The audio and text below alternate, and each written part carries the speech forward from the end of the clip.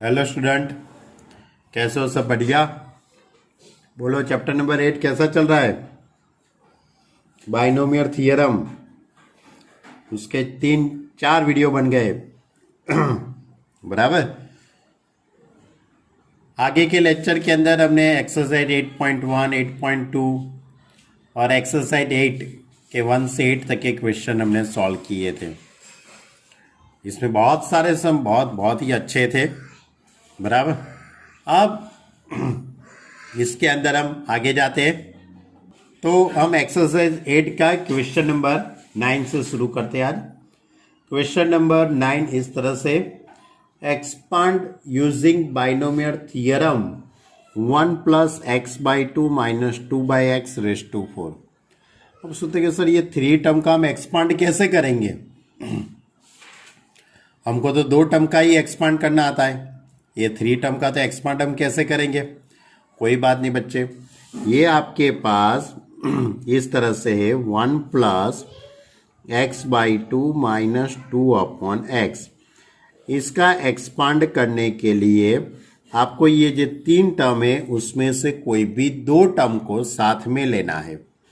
कोई भी 2 टर्म को आपको साथ में लेना है। यानी कि सपोज मैं ये दोनों टर्म को मैं साथ में लेता हूँ।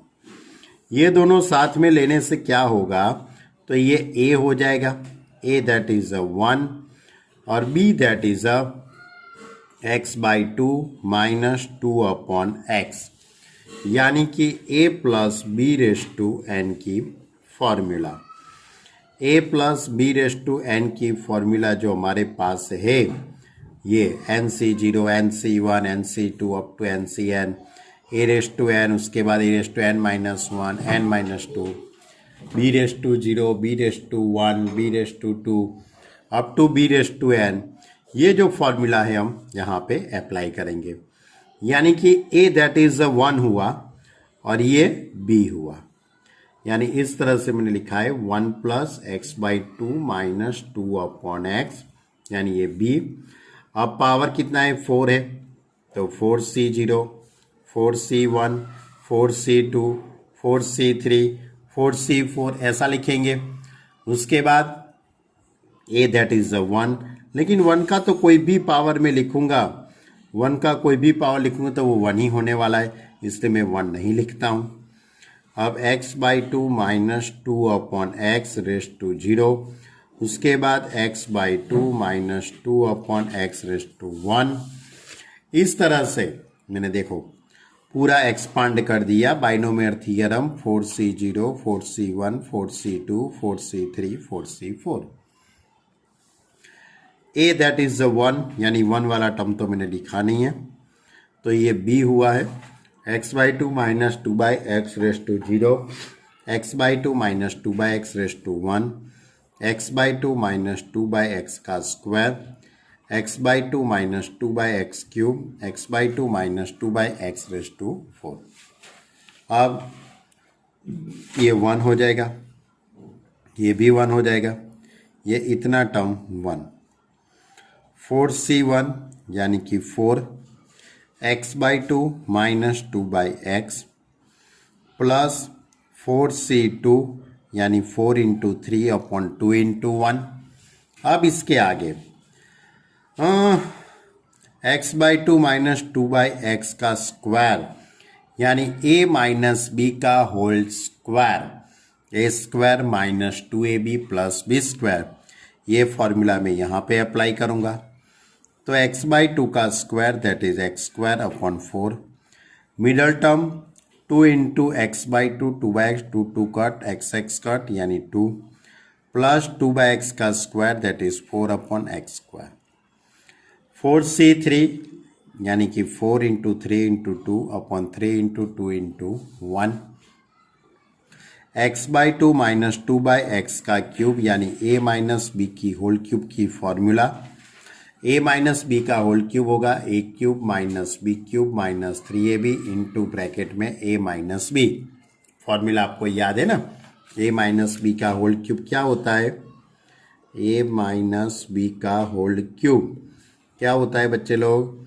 a³ - b³ - 3ab ब्रैकेट में a माइनस बी, ये फॉर्मूला में अप्लाई करूँगा x/2 माइनस 2/x का होल क्यूब के लिए, बराबर। इसके लिए अप्लाई करूँगा तो x³ upon 8 minus 8 upon x³ minus 3ab, a that is x/2 और b दैट इज 2/x, और ब्रैकेट में x/2 माइनस 2 अपॉन x, तो x कट 2 कट, ये 3 बाकी रहा, उसका अंदर मैंने मल्टीप्लाई कर दूंगा। तो ये इस तरह से उसका एक्सपांड कर दिया। उसके बाद 4c4 यानी 1, x/2 minus 2/x raise to 4। अब इसके लिए मैंने फिर से बाइनोमियल थियरम मैंने अप्लाई कर दिया। x/2 minus 2/x raise to 4 के लिए मैंने फिर से बाइनोमियल थियरम अप्लाई कर दिया। तो 4c0, 4c1, 4c2, 4c3, 4c4। पहला टर्म x/2 है तो x/2 rays to 4, x/2 raise to 3, x/2 का स्क्वायर, x/2 का 1 पावर और x/2 की 0 पावर।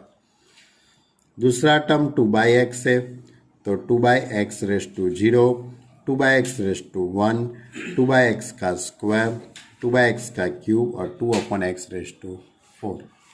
क्लियर। अब मैं ये 4 है उसका अंदर मल्टीप्लाई कर दूंगा, तो 4 का अंदर मल्टीप्लाई करूंगा तो 2x हो जाएगा, माइनस 4 2 ज़ा 8 अपॉन x हो जाएगा। यानी इस तरह से पूरा टर्म होगा, यानी कि ये 4 का मैं अंदर मल्टीप्लाई करूंगा तो 2x, ये 4 2 ज़ा 8 अपॉन x, अब ये 6 हो जाएगा इतना टर्म, तो ये 6 का as it is x² upon 4 minus 2 4 upon x² as it is. अब इसमें से 3 3 कट करेंगे, 2 2 कट करेंगे तो 4 ही आएगा। तो 4 का मल्टीप्लाई यानी कि ये टर्म भी as it is x³ upon 8 8 upon x³, ये 3 का अंदर मल्टीप्लाई करूँगा 3x upon 2 minus minus plus 3 2 ज़ा 6 अपॉन x। इसके बाद ये पूरा जो बाइनोमियल थियरम है 4c0 1 होता है, ये भी 1 हो जाएगा, x रेज़ टू 4 और 2 रेज़ टू 4 यानी x raise to 4 upon 16, 4c1 यानी 4, x³ अपॉन 8 और 2 अपॉन x, प्लस 4c2 उसका आंसर 6 है, x² upon 4 into 4 upon x², minus 4c3 that is a 4, x upon 2 into 8 upon x³, ये 1 हो जाएगा, ये भी 1 हो जाएगा, 2 raise to 4 that is 16 upon x raise to 4। Clear. तो इस तरह से पूरे टर्म का मैंने सिंप्लीफाई दे दिया। अब इसके आगे का स्टेप देखते हैं बच्चे लोग। तो ये 1 plus 2x 1 plus 2x minus 8 upon x as it is. अब ये 6 का अंदर मल्टीप्लाई करूँगा, तो 6 का अंदर मल्टीप्लाई करूँगा तो 3/2 x² हो जाएगा।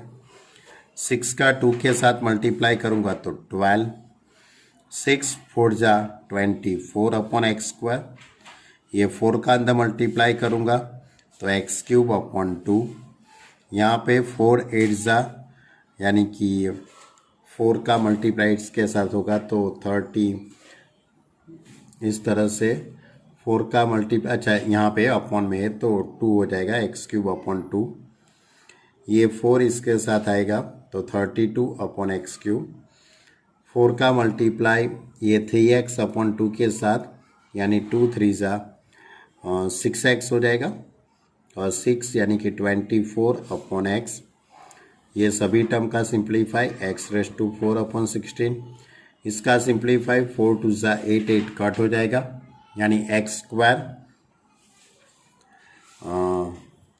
यहाँ से ये 4 4 कट, x² कट प्लस 6, यहाँ से 4 2 4 ज़ा 4 4 ज़ा 16, x cut x² plus 16 upon x raise to 4। अब इसमें से कांस्टेंट टर्म वाले मैंने पहले ले लिया है, ये 1 -12 प्लस 6 यानी -6 प्लस 1 -5। उसके बाद x वाले टर्म ये 2x, उसके बाद -6x 2x और -6x -4x। उसके बाद x² यानी 3/2 x² 3x²/2 और दूसरा टर्म है -x²। तो 3/2 x² में से -x² को हम सब्ट्रैक्ट करते हैं तो x²/2 रहेगा। उसके बाद x वाले टर्म, तो x वाले टर्म ये रहे -6x और नहीं x⁴ वाले आएगा, सॉरी x³ के बाद x⁴, तो ये x⁴/16 अपॉन में x वाले टर्म लेते हैं तो अपॉन में x ये रहा -8/x और दूसरा कहीं होगा -8/x। उसके बाद 24/x यानी 24 में से 8 को सब्ट्रैक्ट करेंगे तो 16/x। इसी तरह मैंने 1/x² वाले टर्म x³ और लास्ट में 16/। इस तरह से आपको शांति से सिंप्लीफाई देना है। क्वेश्चन बहुत इजी है बच्चे लोग, लेकिन क्वेश्चन बहुत इजी है लेकिन जरा भी जल्दबाजी की, बराबर, यानी कि आपका ध्यान भटका तो दुर्घटना घटी। ध्यान भटका यानी कि सिंप्लीफाई देने में आपने ये स्टेप वहाँ से यहाँ ऐसे अच्छी तरह से नहीं लिखा तो मान लेने का आपकी प्लस माइनस में कोई न कोई गलती होगी ही, बराबर। यानी एक पूरी एकाग्रता के साथ, प्यूरे पंक्चुअलिटी के साथ ये सम गिनना। ऐसा ही ये दूसरा सम भी ऐसा है, क्वेश्चन नंबर 10। उसमें भी आपको एक्सपांड ही करने का है, बराबर। Expand the using the binomial theorem 3x² - 2ax + 3a² का 3 पावर है। मैं इसके अंदर क्या करता हूँ तो 3x² - 2ax उसको एक साथ में रखता हूँ प्लस 3a²। उसके बाद ये टर्म है, इसको a और ये b। अब पावर 3 है तो मैं क्या करता हूँ 3c0 3c1 3c2 3c3 इस तरह से लिख दूंगा। अब आप सोचते कि सर इसमें ऐसा क्यों किया आपने, हमारे पास a + b का होल क्यूब की तो फॉर्मूला है ही, ये फॉर्मूला में यहाँ पे यूज़ करूँ तो क्या प्रॉब्लम है? कोई प्रॉब्लम तो है नहीं, लेकिन आपको क्वेश्चन में लिखा है कि यूजिंग द बाइनोमियल थियरम, इसलिए आपको बाइनोमियल थियरम का ही यूज़ करना है, इसलिए मैंने 3c0 3c1 3c2 और 3c3। 3x² - 2ax raised to 3 और 3a² raised to 0। 3x² - 2ax² 3a² raised to 1, यानी कि पहला जो टर्म है उसकी पावर 3, उसके बाद 2, उसके बाद 1, उसके बाद 0। और दूसरा जो टर्म है 3a² उसकी पावर 0, 1, 2 और 3। अब यहाँ पे देखो 3c0 की वैल्यू 1 होती है, 3c0 की value 1, 3x² - 2ax raised to 3, यानी कि ये जो टर्म है उसमें पावर 3 है। तो a - b का होल क्यूब की फॉर्मूला, a - b का होल क्यूब यानी a³ - b³ - 3ab into a - b, ये फॉर्मूला में यहाँ पे इसके लिए यूज़ कर रहा हूँ। तो 3x² की 3 पावर यानी 27x raised to 6 हो जाएगा। इसी तरह 2ax raised to 3 8a³ x³ - 3ax 3 3 9 2 18 ax³ into bracket में 3x² - 2ax प्लस 3c1 की वैल्यू 3 होती है, यहाँ पे 3c1 की वैल्यू 3 होगी और 3x² - 2ax का स्क्वायर यानी कि इसका मैं एक्सपांड करता हूँ, a माइनस बी का whole square, a square minus 2ab plus b square, तो 9x रेस टू 4, 3 2 ज़ा 6 2 ज़ा 12 तो 12ax cube plus 4a square x square into 3a square, 3c2 इसका आंसर 3 आता है, 3x square minus 2ax as it is, 3 का square 9 a raise to 4, 3c3 1, ये भी 1 और 3 raise to 3 27 a raise to 6। अब सभी में से ब्रैकेट को रिमूव करते तो 26 7 x raise to 6, 8a cube x cube minus 18a x cube. लेकिन मैंने क्या किया, ये जो टर्म है वो सब एज इट इज़, लेकिन 18 का मल्टीप्लाई 3 के साथ होगा, तो 18 3 ज़ा 54 a एक्स रेस टू 4 5 और 18 2 ज़ा 36 a square x raise to 18 2 ज़ा 36 a square x raise to 4। Clear.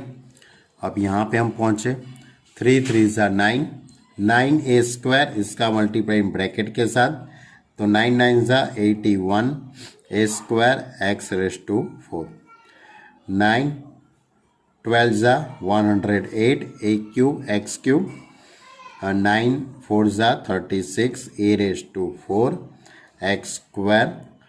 अब 9 3 ज़ा 27, 3 ज़ा 81 x square a raise to 4, 3 2 ज़ा 6 6 9 ज़ा 54 a रेस टू 5 x और ये 27 a रेस टू 6। अब 27 x रेस टू 6 ये टर्म एज इट इज, ध्यान रखना है ये x रेस टू 6 है। अब मैं पहले x रेस टू 6 उसके बाद x रेस टू 5, तो माइनस 54 एक्स रेस टू 5 और इसके साथ में लेता हूँ x रेस टू 5 वाला टर्म जो एक ही दिखाई देता है, एक ही है। उसके बाद x रेस टू 4 वाला ये रहा और ये भी है, दोनों साथ में ही है, तो उनका एडिशन होगा 117 a square x raise to 4, x cube वाले टर्म, ये एक्स क्यूब वाला टर्म है और कोई एक्स क्यूब वाला है ही नहीं, एक्स क्यूब हाँ ये रहा 108 माइनस 8 और कहीं भी एक और होगा तो इसका मैंने सब्ट्रैक्शन सही है, मैंने देखा नहीं 108 के आगे माइनस है और ये माइनस, यानी दोनों माइनस है तो 116 ही होगा, कंफ्यूज हो गया। एक्स स्क्वायर वाले टर्म ये रहा 36 a raise to 4 x square, और दूसरा कहीं एक्स स्क्वायर वाला टर्म हो तो देख लो बच्चे लोग, बराबर। तो ये एक्स स्क्वायर वाला एक ही टर्म है 36, तो ये रहा term 36 a raise to 4 x square और ये रहा, इन दोनों का addition 117 minus 54 a raise to 5 into x plus 27 a raise to 6। यानी कि आपको बहुत ही सावधानी से ये दोनों सम सॉल्व करने के हैं। दोनों सम बहुत ही इजी है, लेकिन ध्यान भटका तो दुर्घटना घटी, बराबर। तो दोनों सम बहुत शांति से सॉल्व करना। तो इसके साथ हमारी ये एक्सरसाइज 8 कंप्लीट होती है, यानी एक्सरसाइज 8.1 कंप्लीट हो गई, 8.2 भी कंप्लीट हो गई, एक्सरसाइज 8 भी कंप्लीट हो गई। अब इलिस्ट्रेशन की बात करते हैं, एग्जाम्पल। अभी एग्जाम्पल की तो बच्चे लोग बात करें तो वो इसमें बहुत सारे एग्जाम्पल इजी है, इसलिए मुझे जो अच्छे लगते हैं वो एग्जाम्पल मैं आपको सॉल्व कराता हूँ। बाकी के एग्जाम्पल है वो आपको खुद सॉल्व करने के हैं। हाँ, यदि आपको नहीं आता है, नहीं मालूम पड़ता है तो आप मुझे बता सकते हो, तो मैं अपनी तरह से मैं सॉल्व कराऊंगा। तो अभी मैं बात करता हूँ आपके लिए एग्जाम्पल नंबर 6 की। देखो, अब मैं इसमें आपको क्या कहता हूँ, एग्जाम्पल नंबर 6 लेता हूँ। 1 to 5 तो बहुत इजी है, मैंने देख लिया है, आप भी एक बार देख लेना। एग्जाम्पल नंबर 6 इस तरह से, सो दैट यानी कि प्रूव करना है, so that the middle term in the expansion of 1 plus x raise to 2n, 1 plus x raise to 2n, इसका मिडल टर्म आपको फाइंड करना है। फाइंड नहीं करना है, प्रूव करना है। इसमें मिडल टर्म दिया है कि 1 into 3 into 5 up to 2n minus 1 upon n factorial into 2 raise to n into x raise to n, ऐसा आपको प्रूव करना है। तो बच्चे लोग प्रूव कर लेते हैं। तो मिडल टर्म के बारे में मैंने आपको एक्सरसाइज 8.2 में मैंने आपसे बात की थी कि मिडल टर्म किस तरह से निकाला जाता है, उसकी पावर कैसी है, ऑड है इवन है, वो देखा जाता है।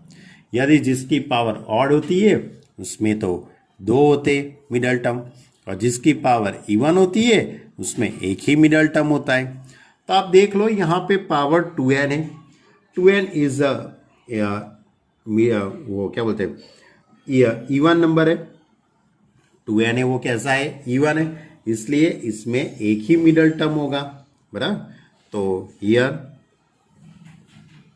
2n is even number, 2n is even number, therefore 1 plus x raised to 2n has one middle term, कौन सा होगा मिडल टर्म, तो n/2 प्लस 1th टर्म, यानी 2n upon 2 plus 1th term. हमारे पास फॉर्मूला है n/2 प्लस 1th टर्म, यानी कि that is n 2 cut, n plus 1th term is middle term, is a middle term, okay, middle term. तो मुझे कौन सा term निकालना है, n प्लस 1th वाला टर्म। तो n प्लस 1th टर्म निकालने के लिए मेरे पास a plus b raise to n, यानी कि उसकी मैं फॉर्मूला यहाँ पे अप्लाई करूँगा। तो tr प्लस 1 जनरल फॉर्म में NCR a raise to n minus r और b रेज टू r। अब TR plus 1 is equal to power कितनी है 2n, तो 2NCR, a that is 1 raise to 2n minus r, b that is x raise to r। अब मैं r की जगह पे n पुट करता हूँ, मैं r की जगह पे n, क्योंकि मुझे n प्लस 1th टर्म निकालना है, n प्लस 1th टर्म निकालना है, इसलिए मैं r की जगह पे n प्लस 1 पुट करता हूँ। तो 2NCN, यहाँ पे 2n माइनस 1 की तो कोई भी पावर होगी 1 ही होगी, इसलिए लिखने की ज़रूरत नहीं है, x raise to n, because मैंने take r is equal to n, r की जगह पे मैंने n पुट कर दिया, क्योंकि मुझे n प्लस 1th टर्म निकालने का था इसलिए। चलो भाई, अब इसका मैं सिंप्लीफाई दूंगा तो हमारा ये फॉर्मूला यानी कि अपना जो क्वेश्चन है वो प्रूव हो जाएगा। अब NCR की फॉर्मूला आपको मालूम है ना, NCR n factorial upon r factorial into n minus r factorial. तो ये फॉर्मूला मैं यहाँ पे अप्लाई करता हूँ, तो 2n factorial upon n factorial into 2n minus n factorial, 2n minus n factorial into x raise to n। Clear? यानी कि 2n factorial upon n factorial, 2n में से n को सब्ट्रैक्ट करते हैं तो n फैक्टोरियल आता है। अब आपको फैक्टोरियल के बारे में थोड़ा तो नॉलेज होगा ही, थोड़ा क्यों पूरा नॉलेज है वैसे तो आपके पास। फैक्टोरियल का नॉलेज तो वैसे भी आपके पास है। सपोज आपके पास ऐसा कुछ मैंने लिखा है 10 फैक्टोरियल, तो 10 फैक्टोरियल यानी कि मैं 10 इंटू 9 इंटू 8 इंटू 7 इंटू कहाँ तक मैं लिख सकता हूँ बच्चे लोग? इसको मैं अप टू 1 तक लिख सकता हूँ। तो ये फैक्टोरियल का ऐसा एक नॉलेज आपके पास है, हम इसका यूज़ यहाँ पे करेंगे। तो मेरे पास 2n फैक्टोरियल है, मेरे पास क्या है 2n फैक्टोरियल, यानी कि 2n into 2n minus 1 into 2n minus 2 into 2n minus 3 up to 3 into 2 into 1 into x raise to n upon n factorial into n factorial, n factorial into n factorial. अब आपको एक और चीज़ समझाता हूँ। Suppose मैंने अभी आपको 10 factorial के बारे में समझाया कि भाई 10 into 9 into 8 into 6 into 7 into 6 into 3 into 2 into 1 लिख सकते हैं। मैं इसको ऐसा भी लिख सकता हूँ 1 into 2 into 3 into up to 8 into 9 into 10, ऐसा भी मैं लिख सकता हूँ। क्यों? क्योंकि मल्टीप्लाई के फॉर्म में है, मल्टीप्लाई के फॉर्म में आप ऑर्डर चेंज कर सकते हो, है ना। 5 इंटू 4 बोलो कि 4 इंटू 5 बोलो, आंसर तो 20 ही आने वाला है। तो मैं यही लॉजिक में यहाँ पे अब अप्लाई करता हूँ। मैं क्या करता हूँ इसके आगे के स्टेप में कि 2n minus 1 2n minus 2 2n minus 3 2n minus 4 up to 4 into 3 into 2 into 1, उसको मैं थोड़ा उल्टा कर देता हूँ। थोड़ा क्यों, पूरा उल्टा कर देते। 1 2 3 1 into 2 into 3 up to 2n minus 1 2n minus 1 into 2n, पूरा उल्टा कर दिया मैंने, upon n factorial into n factorial into x raise to n। Clear? अब इसके बाद वाला स्टेप भी आपको सोचने का है बच्चे लोग, बहुत अच्छा है। अब ये 1 into 2 into 3 into 4 into 5 to 8 9 10 तक है। अब मैं इसमें से ऑड और इवन नंबर सेपरेट करता हूँ। पहले मैं ऑड नंबर लिखता हूँ, तो 1 आएगा, 3 आएगा, 5 आएगा, 7 9, ये ऑड नंबर है।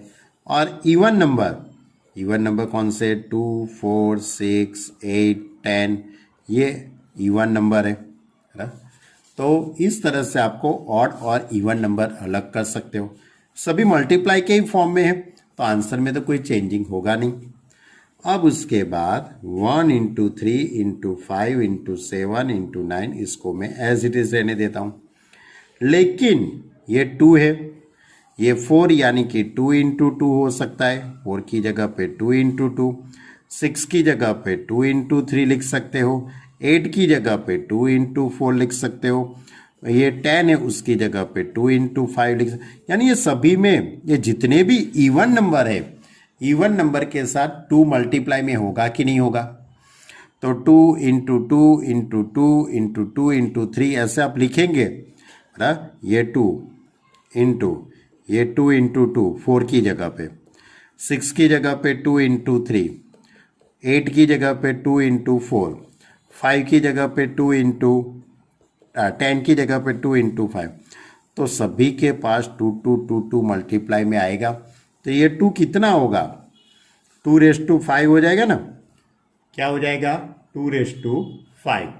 तो 2 रेज़ टू 5, ये 2 1 times, 2 times, 3 times, 4 times, 5 times, यानी 2 raise to 1 2 raise to 1 2 raise to 1 2 raise to 1 2 raise to 1, तो 2 रेज़ टू 5। अब ये हो जाएगा 1 into 2 into 3 into 4 into 5। Clear? तो हम इसी लॉजिक से यहाँ हम जाते हैं, यही लॉजिक से मैं आपको आगे का स्टेप समझाता हूँ बच्चे लोग। तो मैं यहाँ से ऑड और इवन नंबर अलग कर देता हूँ पहले। तो 1 इंटू 3 इंटू 5 ये कौन से नंबर है? ऑड। 2n माइनस 1 ये ऑड नंबर मैंने अलग कर दिए। अब इवन नंबर यानी 2 into 4 into 6 into up to 2n ये ऑड नंबर मैंने अलग कर दिए into x raise to n upon n factorial into n factorial. अब ये तो टर्म एज इट इज़ रहने देता हूँ क्योंकि मुझे ये प्रूव करना है, इसलिए इसमें कोई भी टाइप का मैं चेंजिंग नहीं करता हूँ। 1 into 2 into 3 into 5 2n minus 1 ये एज इट इज़, ये मुझे प्रूव करना है, इसलिए अब ये 2 into 4 into 6 into up to 2n ये सभी में से मैं 2 को 2 मल्टीप्लाई में आएगा सभी में। ऐसा 2 कितनी टाइम्स होगा यहाँ पे बच्चे लोग? n टाइम्स, इसलिए 2 रेज टू n। तो 2 raise to n into 1 into 2 into 3 up to n, clear, into x raise to n तो है upon n factorial into n factorial. अब 1 into 2 into 3 up to n यानी कि ये n factorial हुआ। ये क्या हुआ? पूरा n फैक्टोरियल। मैं इसकी जगह पे n फैक्टोरियल लिखता हूँ। तो 1 into 3 into 5 into up to 2n minus 1 into 2 raise to n factorial x raise to n upon n factorial. अब n फैक्टोरियल कट हो जाएगा। तो 1 into 3 into 5 into up to 2n minus 1 into 2 raise to n into x raise to n upon n factorial. Clear? तो ये जो आपको prove करने का था वो हो गया। तो ये एक बहुत अच्छा एग्जाम्पल था। एग्जाम्पल नंबर 6 मैंने आपसे करवाया। अब एग्जाम्पल नंबर 7 बच्चे लोग आपको करना है। बराबर, एग्जाम्पल नंबर 7 भी बहुत इजी है। मैं यहाँ पे लिख देता हूँ कि आपको कौन कौन से सम करने के हैं। तो एग्जाम्पल नंबर 7 आपको करना है, 8 भी आपको करना है, 9 भी आपको करना है, क्योंकि ये तीनों सम बहुत ही इजी है यानी कि आगे इसमें ये 8 और 9 नंबर का जो ये एग्जाम्पल है वो 5 मार्क का ही, ध्यान रखना। ये दोनों सम 5 मार्क के अंदर आपकी स्कूल के एग्ज़ाम के अंदर या तो एनुअल एग्ज़ाम में पूछा जा सकता है। अब मैं बात करता हूँ बच्चे लोग एग्जाम्पल नंबर 10 की। एग्जाम्पल नंबर 10 भी वैसे बहुत इजी है, लेकिन उस टाइप का लॉजिक हमने आगे एक्सरसाइज में नहीं किया है। बराबर, तो ये एग्जाम्पल आपको होमवर्क में करने के हैं। यानी 1 से 9 तक के एग्जाम्पल हुए। बराबर, अब एग्जाम्पल नंबर 10 जो मैं कराता हूँ, वैसे ये भी इजी है लेकिन बच्चों ये आपके लिए थोड़ा नई बात थी, इसलिए find the term independent of x in the expansions of 3 upon 2 into x square minus 1 upon 3x raise to 6।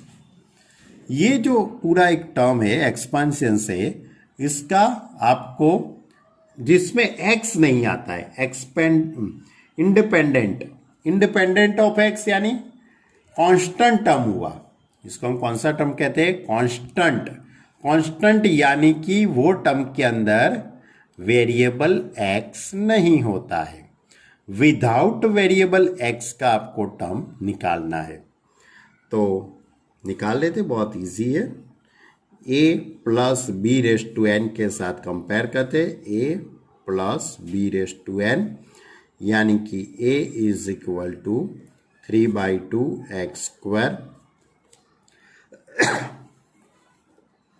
b is equal to -1/3x और n इज इक्वल टू 6। अब मैं TR प्लस 1 की फॉर्मूला अप्लाई करता हूँ, जो बच्चे लोग आपको मालूम है। TR प्लस 1 यानी NCR, a raise to n minus r b raise to r। मैं इसके अंदर वैल्यू पुट करता हूँ, n दैट इज 6 यानी 6 c r, a that is 3x square upon 2 raise to 6 minus r, और यहाँ पे होगा -1/3x रेस टू r। चलो अब हम सिंप्लीफाई देते हैं, तो 6c4। अब ये 3 रेस टू 6 माइनस r लिख देते हैं, 3 raise to 6 minus r, x raise to ये 2 का मल्टीप्लाई इसके साथ 12 minus 2r into -1 raise to r upon यहाँ पे 2 raise to 6 minus r into 3 raise to r into x raise to r। Clear? अब TR plus 1 is equal to 6 CR, ये -1 raise to r है, उसको मैं पहले लिख देता हूँ। अब यहाँ पे 3 रेस टू 6 माइनस r और ये 3 रेस टू r, यानी कि 3 बेस इक्वल है, तो पावर का सब्ट्रैक्शन होगा, यानी कि 3 रेस टू 6 माइनस 2r। अब यहाँ पे अपॉन में ये टर्म है, उसको अपॉन में लिखते हैं, 2 raise to 6 minus r, x raise to 12 minus 2r और ये x रेस टू r है, तो इनका सब्ट्रैक्शन होगा, तो 12 माइनस 3r। अब आपको कौन सा टर्म निकालना है बच्चे लोग? Constant term. तो कांस्टेंट टर्म निकालना है, यानी कि x की पावर आपको कितनी लेनी पड़ेगी बच्चे लोग? 0। Okay, the term will be independent of x, बराबर। If the index of x is 0, यानी कि x रेस टू 0 के साथ में इसका कंपेयर करूंगा। x raise to 0 is equal to x raise to 12 minus 3r। अब मैं कंपेयर करूंगा तो 0 is equal to 12 minus 3r, therefore 3r is equal to 12, तो r is equal to 4।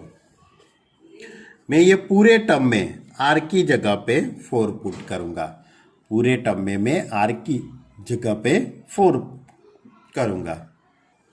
r की जगह पे मैंने क्या पुट कर दिया? 4।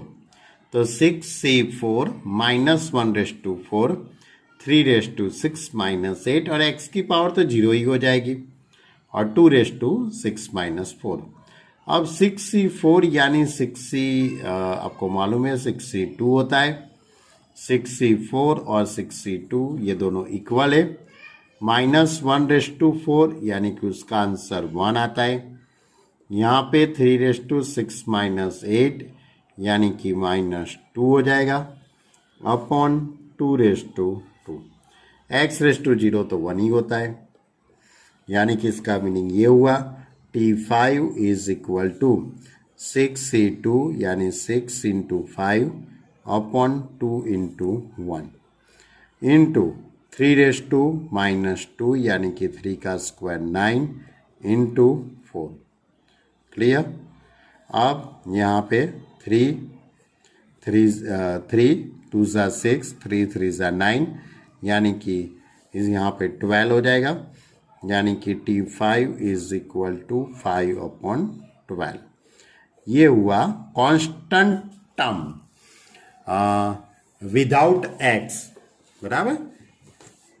अब इसके आगे एक और भी सम है, वैसे पे अभी मुझे एग्जाम्पल नंबर 11 भी चलाना है, 11, 12 ये सब मैं चलाने वाला हूँ। हाँ, 13 नहीं चलाऊंगा बच्चे लोग, मैं पहले से बोल देता हूँ। एग्जाम्पल नंबर 13 आपको होमवर्क में करना है। एग्जाम्पल नंबर 13 बच्चे लोग, आप बोलते कि सर ये क्या करते हो, होमवर्क पे होमवर्क दिए जाते हो, लेकिन बच्चे लोग बहुत इजी है तो फिर आपको करना ही पड़ेगा ना। बराबर, ये कसरत है, एक्सरसाइज करनी पड़ेगी आपको। बराबर, जिम में नहीं जाना है। बराबर, ये बैठे बैठे आपको घर में बैठे बैठे पंखा एसी चालू करके ये काम करना है। बराबर, तो इसके डिपेंडेंट ये जो हमने आगे का ये जो सम सॉल्व किया उसके अकॉर्डिंग एक और दूसरा भी सम है। कौन सा है, कौन सा है, हाँ 15 नंबर का ये मैं कराता हूँ। एग्जाम्पल नंबर 15, एग्जाम्पल नंबर 15,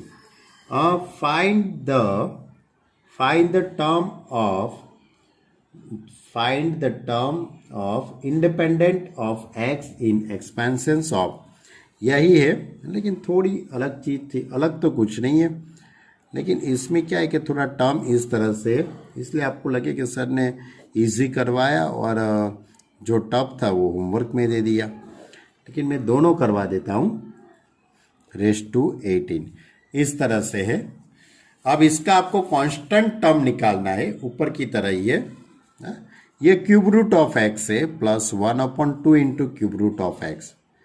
तो पहला टर्म है आपके पास a is equal to cube root of x, that is x raised to 1/3। b is equal to 1/2 into cube root of x is equal to 1/2 x raised to -1/3। Clear. अब a plus b raised to n यानी कि n is equal to 18। अब T r plus 1 की formula लगाता हूँ, n c r a raise to n minus r b raise to r. ये formula के according हम इसके अंदर वैल्यू पुट करते हैं। T r plus 1 18 c r a that is x raise to 1/3 raise to 18 minus r into 1/2 x raise to -1/3 raise to r. Clear, मैंने put कर दिया ए और बी की वैल्यू। अब एक्स थोड़ा सिंप्लीफाई, 18 सी आर।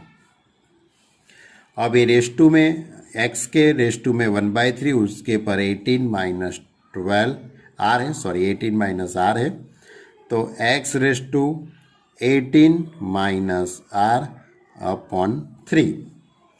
अब यहाँ पे ये 1/2 है, तो 1/2 raise to r into x raise to minus r upon 3। अब ये x और ये x बेस इक्वल है, तो इन दोनों का एडिशन करूँगा मैं। अब मैं इसका सिंप्लीफाई दूंगा तो इस तरह से होगा बच्चे लोग कि 18 सीट आर एक्स रेस टू, नहीं पहले मैं 1/2 रेस टू आर लिख देता हूं, into x raise to 18 minus r upon 3 minus r upon 3, तो is equal to 18 c r 1/2 raise to r into x raise to 18 minus 2r upon 3। Clear. अब आपको constant term find करना है, तो constant term find करने के लिए मैं एक्स रेस टू 0 के साथ कंपेयर करता हूँ। तो x raise to 0 18 minus 2r upon 3, तो पावर को मैं कंपेयर करूँगा तो इस तरह से हो जाएगा। तो 0 is equal to 18 minus 2r upon 3, this implies 18 minus 2r is equal to 0, तो this implies 2r is equal to 18, तो this implies r is equal to 9। r की वैल्यू कितनी हो गई? 9 हो गई।